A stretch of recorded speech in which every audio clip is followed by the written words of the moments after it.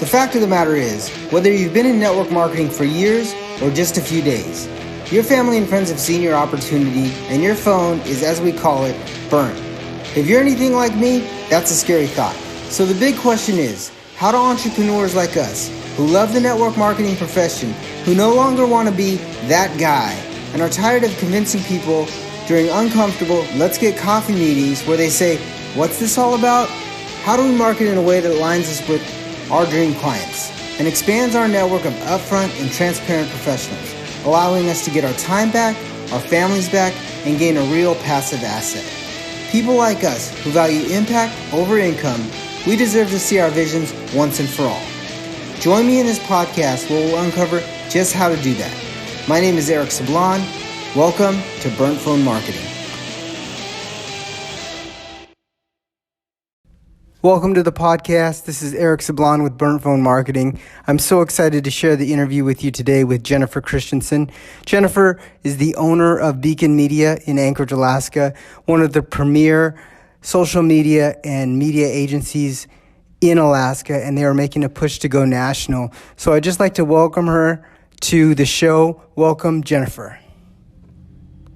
I kind of just want to start off like I normally do with most of my interviews is, tell us a little bit about the backstory of Beacon and what it is and how you got to where you are right now. Sure. Okay. Thank you.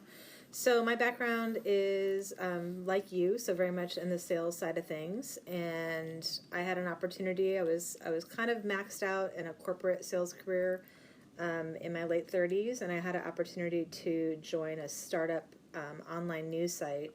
And they really needed help, not just with the sales side, but with the marketing side.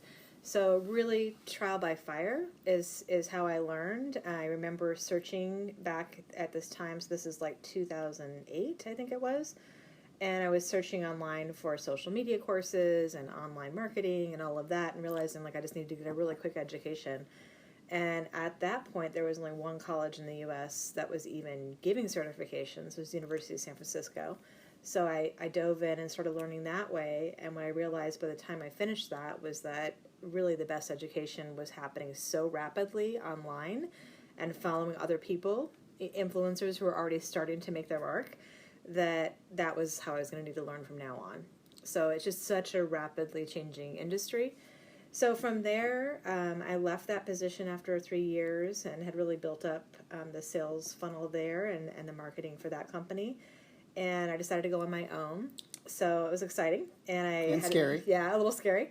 I'd pulled a couple clients from that, or people that asked me to continue to help them with their marketing online. And, honestly, there wasn't a lot of that going on in Anchorage at that point. It was still pretty new, which seems crazy, but, we're a little bit behind up here. So anyway, so I was doing my own thing, and I'm pretty happy. It was going pretty well. I had a good income, and I was working really as like a solo entrepreneur. But I was struggling with referrals to people who did websites and graphic designers, and I realized, okay, I need a whole slew of resources of other people that can help me grow a client's business. I can do the marketing side of things, but I really need good support. Yeah, and I was struggling. I would, outsource something to a graphic designer and wouldn't get stuff back for 2 or 3 weeks, and the pace of digital marketing, even back then, was fast. You need to be able to post every day. You need to have stuff happening quickly, and that was not the pace that I saw with people I was working with. And then I had the fortuitous, or as Adrian and I say, God moment, where I met Adrian Wilkerson, and I had referred to her as a graphic designer, and then again as helping with the website. And then in 1 month, we ended up helping 2 different clients just out of the blue, working on 2 different projects at the same time for different clients, and the clients had found both of us and put us together.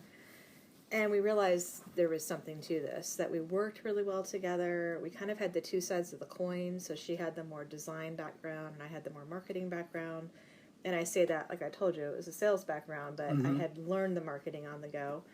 And we just, both of us had the same vision, which is to create an agency that was really nimble and fast and able to help small businesses that really were being only helped in the quote-unquote marketing world by like radio salespeople and TV salespeople. So it was this whole market that was just untouched. And they were already coming to us individually, for separate projects. So we knew there was a huge market there. There was one book that we both had read, and it was the only book at the time that talked about inbound marketing. And it was an agency in Ohio that had basically was doing what we wanted to do, which is to create this nimble agency that could help small businesses, that would help them navigate this really crazy world that we were about to go into, right? Facebook, Instagram, all of these, Google, all of these things. And so that was literally the only roadmap we had. But Beacon was definitely the perfect name because that was what we saw our mission as, was to helping people navigate how do you transition from a business that's been around for 20 years, that's been using traditional marketing. The same rules for print don't apply online. So how do you navigate that? How do you change with an entire... it's not just the marketing that's changing, but it's actually the consumers that have changed along with it. They've demanded that the way that they receive information has changed. Oh, yes. And marketing barely keeps up with it. So the consumer demand, that's actually the bigger issue, is that we saw this over and over and over again, is that small businesses, that things that had worked for years and years and years, and they were very successful, and then all of a sudden it was like the faucet stopped. And they're like, what is going on? I've always put out this ad every year and gotten this response. I've always done this and gotten this response. Well, people weren't reading newspapers anymore, or now there's 13 different ways that they can find your information, and you're only on one of them. And new competitors were coming to the market that were being more forward-thinking. So they were already hitting it with digital. So huge need in the market. I still believe that was really good thinking on our part. We made lots of mistakes on the business side that we had to figure out along the way. But I think what we identified is, okay, here's the massive problem. How can we help solve it? We didn't see anybody else solving it. Wow, that's big, because what we see a lot of is we see a lot of people just kind of going out there and I like what she said. She modeled somebody that she found. The company in Ohio. In Ohio, you just model what they're doing. And a lot of times what you do is you model what they're doing, but you put your own spin on it. Absolutely, yeah. And if you've ever worked with Jen or Adrian, you notice that they really care about what's going on in your business and what you want to do. So one thing that I'd ask is, if you were to describe your perfect client, because I like to talk about having the dream customer, having the dream client, what would the dream client look like back then in 2008, and what would the dream client look 10 years later, Beacon now, 2010? What would it look like? Yeah, so totally, some things are similar. So I think back then, because I wouldn't say that we were really the experts in the industry, we weren't. When you're starting out in business, you're very rarely a complete expert in what you're doing. You're learning as you go, right?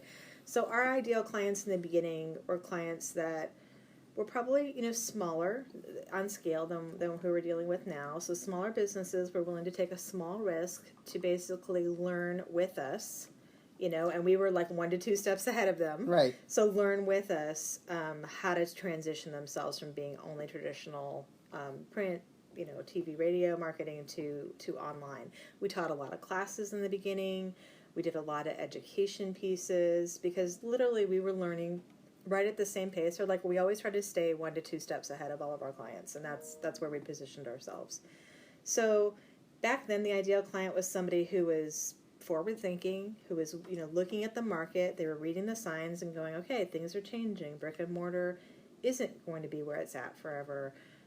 Customers are starting to demand that they can have better access to me and easier access. They want to reach me on their schedule, not my schedule. So it was more of a mindset was the perfect customer, of somebody who had that mindset, and they were willing to be what I call early adapters, right? So back then, early adapters were our ideal client.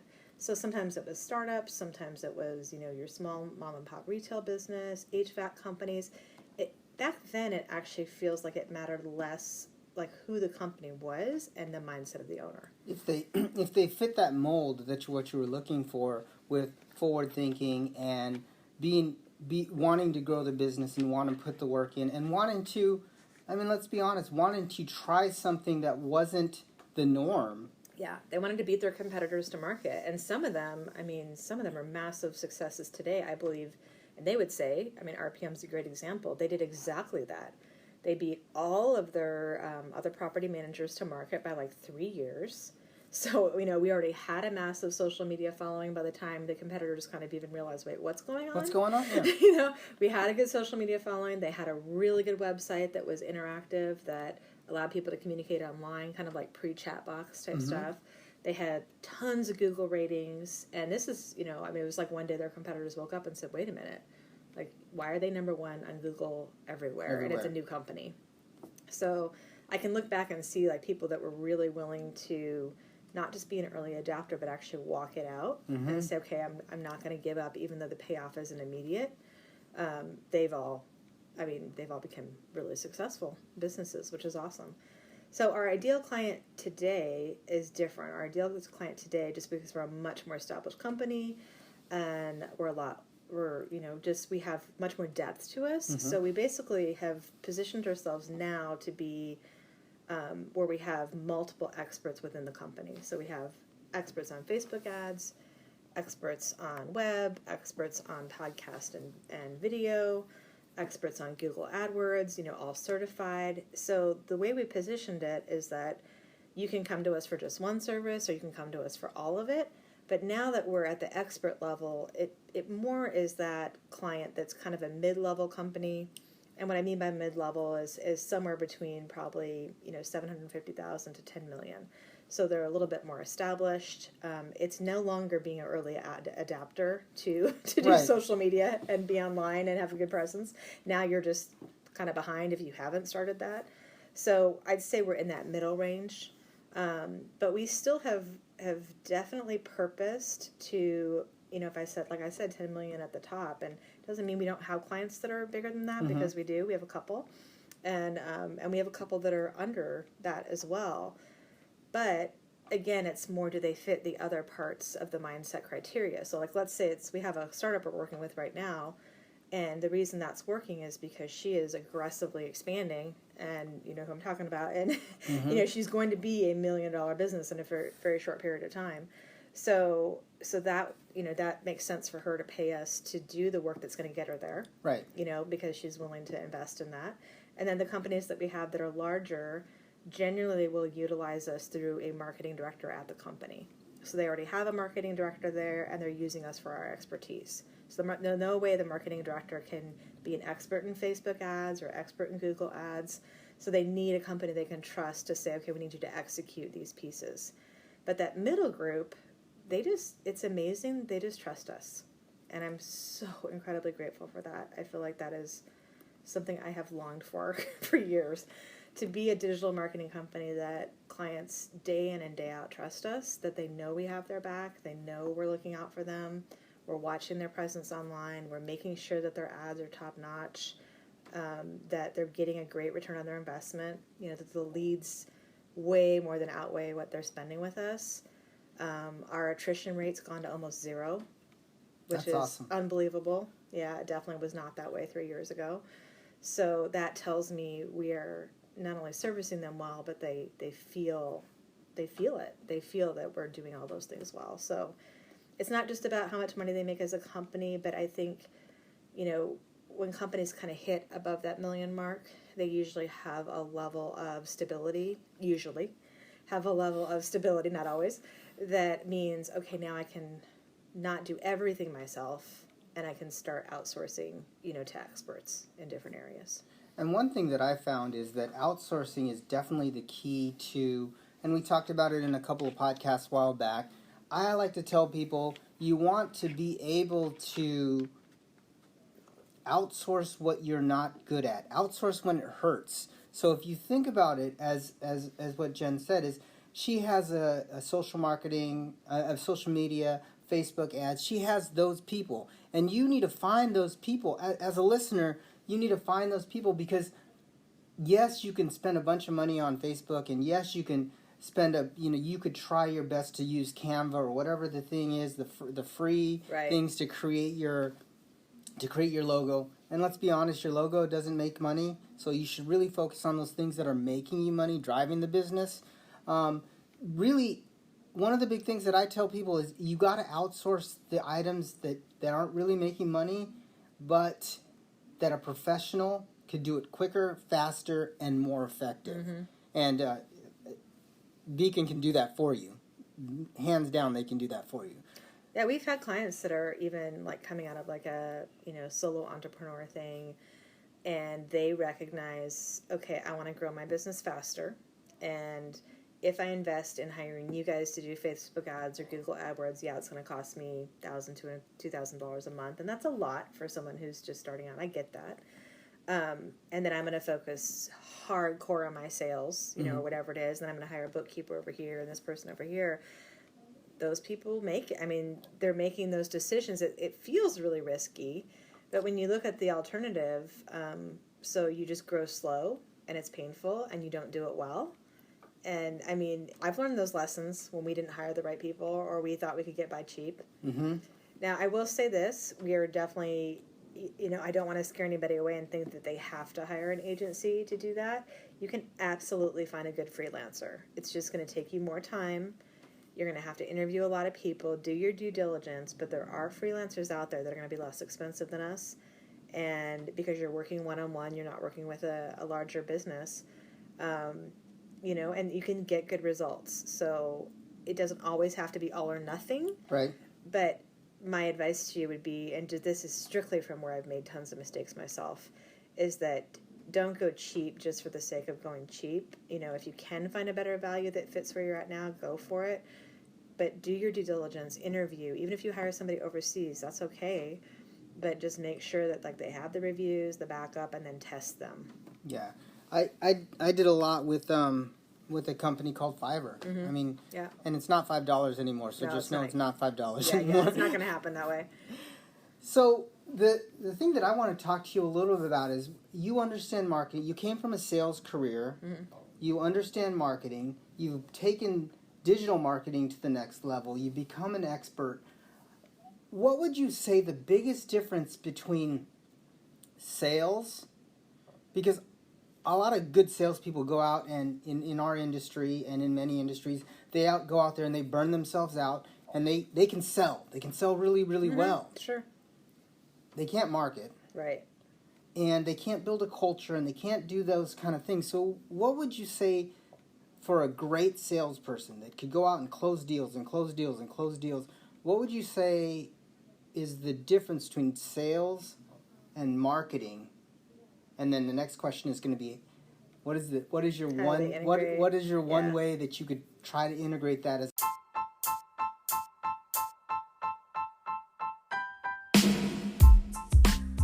I know that marketing can be tough. So what I did for you guys is I put together a free summit with 30 of the top internet marketers in the world. Basically what they're doing is they're sharing their story. If they lost everything, what would they do? So I put it in the description of this podcast. Also, if you go to it, it's www.burntphoneChallenge.com/summit OFA. So go ahead and go and link to that. It's free. Enjoy the training, and we'll see you on another episode of Burnt Phone Marketing.